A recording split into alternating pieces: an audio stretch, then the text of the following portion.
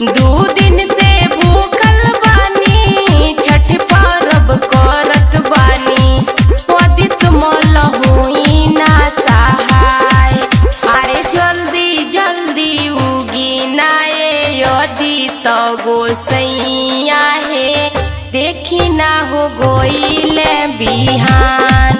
अरे जल्दी जल्दी उगी नाये यदि तो गोसैया है, देखी ना हो गोइले बिहान। नीतीश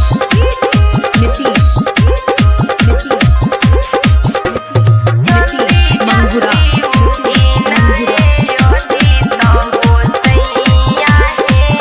दिलवा में सपना रोहे करब छठ बरतिया, यार करब छठ बरतिया हो, कैसन होला छठ त्योहार। दिलवा में सपना रोहे छठ पर भूखती, अरे छठ पर भूखती हो, कैसन होला छठ त्योहार। अरे अम्मा जी के देखी हम छठ पर्व भूखनी हो, सैया जी के भेजनी बाजार। अरे अम्मा जी के देखी हम छठ पर्व भूखनी हो, सैया जी के भेजनी बाजार। अरे जाई के लिया दिए सैया फल या दौरावा हो, होते भोर देहब हम अरग। अरे जाई के लिया दिए सैया फल या दौरावा हो, होते भोर देहब हम अरग। नीतीश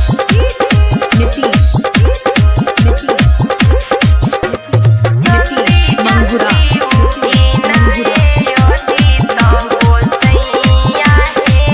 अनुज पटेल देवरा लेके ओइले घरवा, यार लेके ओइले घरवा हो, छोटू सैया बाड़े हमरो साथ।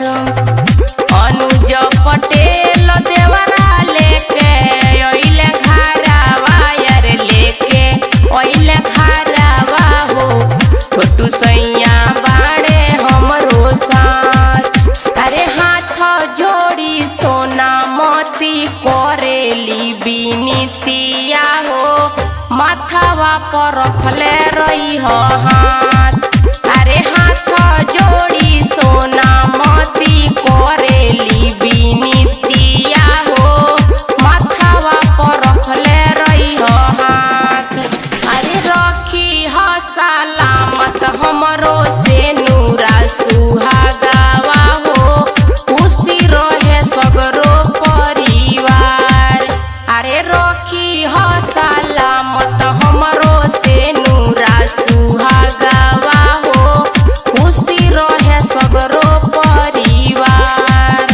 अरे जल्दी जल्दी उगी नाये यदि तो गोसैया है, देखी ना हो गोइले बिहान। Rudra recording studio Gorakhpur.